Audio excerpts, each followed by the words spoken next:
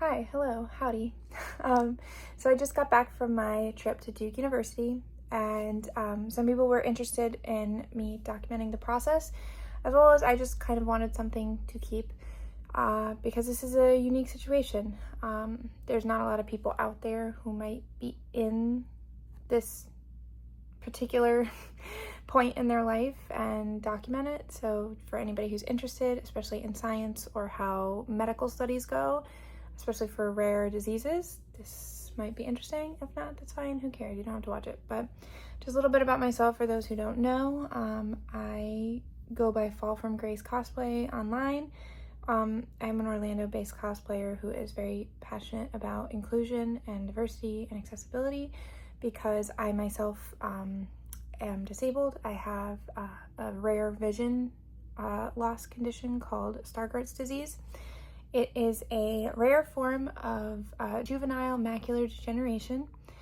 I was diagnosed with it when I was 17, which is pretty clear-cut for this disease. You typically get diagnosed around that age. And at the time, I was told my life was over. My doctor straight up told me, you're not going to be able to go to college. You're not going to be able to live a normal life. You're not going to be able to, you're going to have to move to a city because you'll need access to transportation. You won't be able to have the life you wanted. And sure, my life from that day on forever changed. Forever. Completely changed. Everything I knew, everything I had planned kind of just went up in smoke. But because I'm super stubborn, and that's just my personality, I essentially told the doctor to F off, and I was going to do what I wanted to do anyways. And I was really lucky. I had a very good support system and parents who took me to, I don't even know how many doctor's appointments and support groups, and found a way to make it work. I do not come from a wealthy background, and having a disabled child in general is expensive, but in a rural area of North Carolina, that's, that can make or break a lot of families, and I don't know how, but my parents made it work.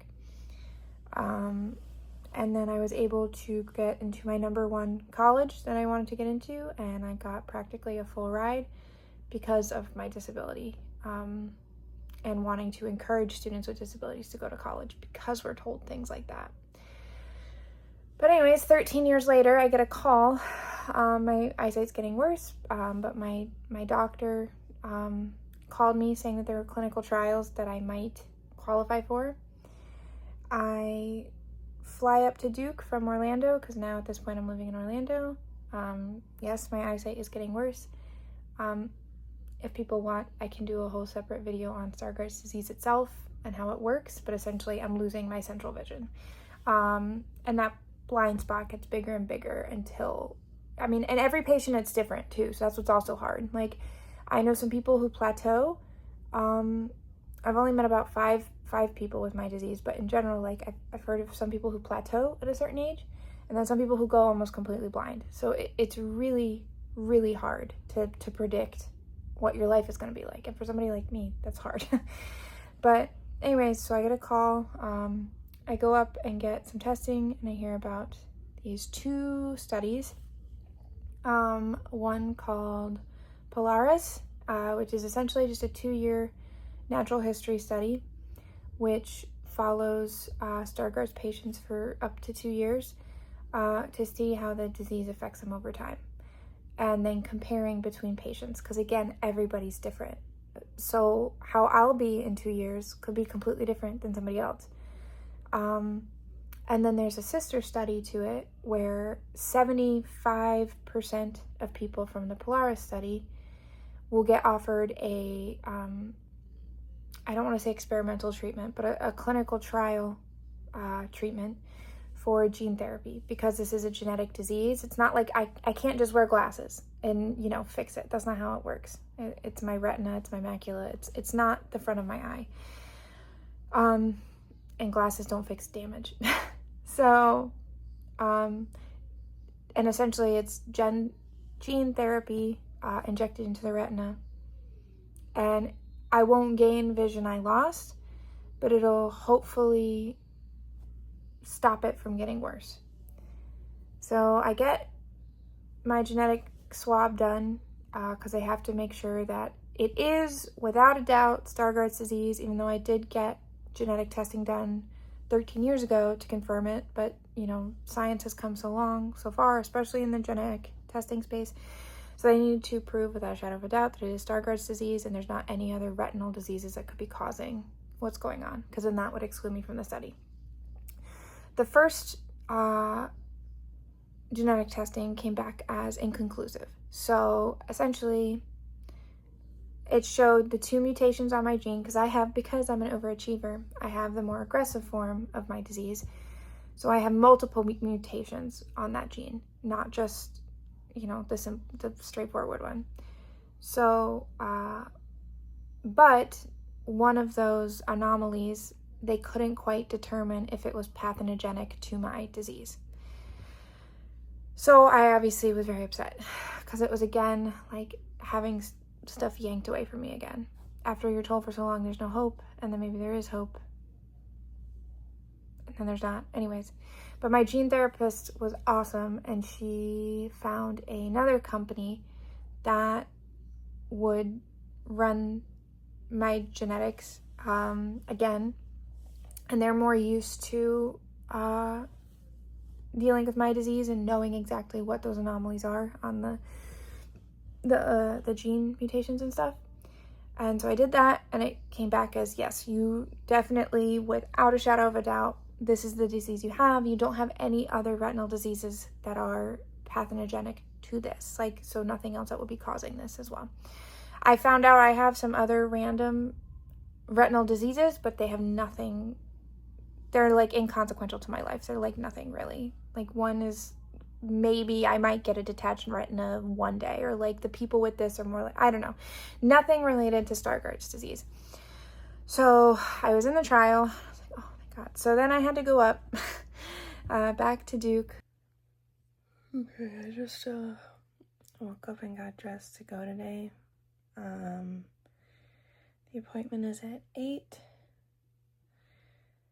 So we're gonna leave probably soon, in the next few minutes, and my appointments are usually very long, very intense, a lot of testing, a lot of probing. So we'll see how today goes.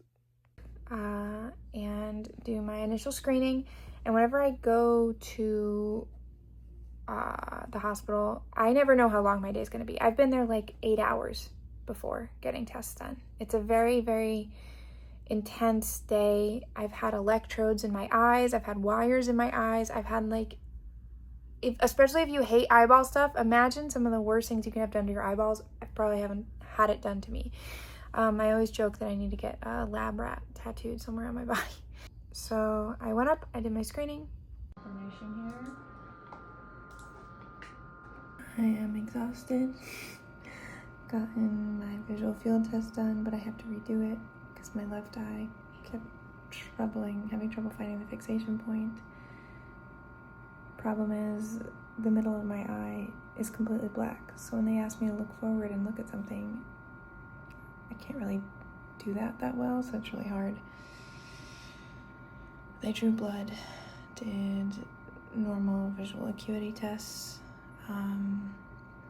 something with contrast, like visual acuity with contrast.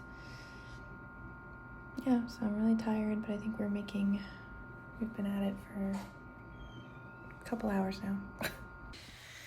Okay, so I finally made it back to my parents' house. It was a long day, but my appointments are always long. But got a lot of really good information. Apparently I have a freckle in my right eye now that needs to be monitored. The doctor says he thinks it looks benign for now, but we'll just have to keep an eye on it. No pun intended. But you have to come back every 4 months for about 2 years. It was 5 hours, I think I was there in total. But yeah, I know this is kind of rambling all over the place, but I didn't want to film in there like too much because I don't know how like privacy stuff works. I don't know about consent. So I just kind of kept it to the basics and figured I'd talk along what all was going on, what's happening, because again, it's a very unique situation. It is a huge part of my life, obviously, and I always go back and forth on like, oh, do I talk about this too much? Is this too much of my identity? Because I never wanted to be labeled as the blind girl, but that's my story. That's a part of who I am. And I've been given many, many wonderful opportunities where I can talk to people about what it's like. And as far as I know, like I have kind of a niche career as well. And as far as I know, I'm the first one with my specific condition or my situation, being visually impaired in general and legally blind in general, doing what I do. And I didn't have mentors telling me giving me career advice. I had to kind of force my way in, kicking and screaming. So hopefully we'll find somebody who is either in a similar situation that I was in once or just interested. Because even if I don't get picked for the surgery, I'll still be contributing to science and hopefully bringing more attention to a disease that does not get enough research and does not get enough funding. Like, you hear about a lot of these other retinal diseases specifically, and Stargardt's is finally starting to get a little bit more attention.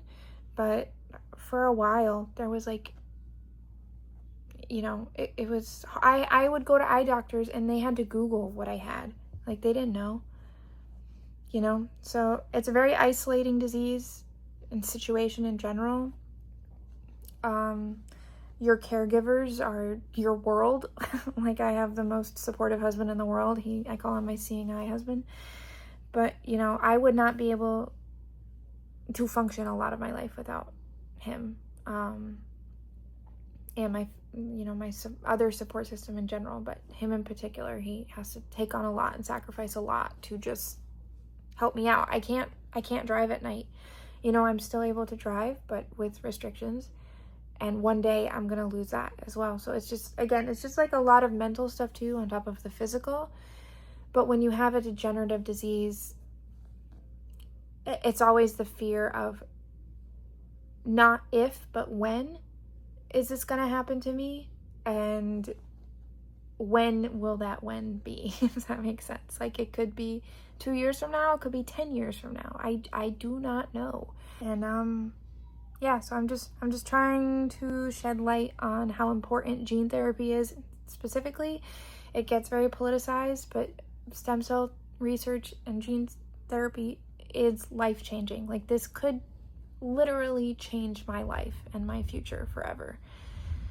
So just bringing attention to it and talking more about it and normalizing it. And, just science is cool, man. Science is cool. I'm in a scientific field. I always loved science. I love understanding how things work. And this is my life. And it's what I'm involved in. And, everybody's got something. I just have a big something. So, yeah. So I can do a video on on my disease specifically and all the other health issues that come with it, because when you have one genetic mutation, you typically tend to have a lot more, just statistically. So my life is just really weird in terms of that, amongst other things. So yeah, I don't know how to end this. I'm really bad at this. Bye.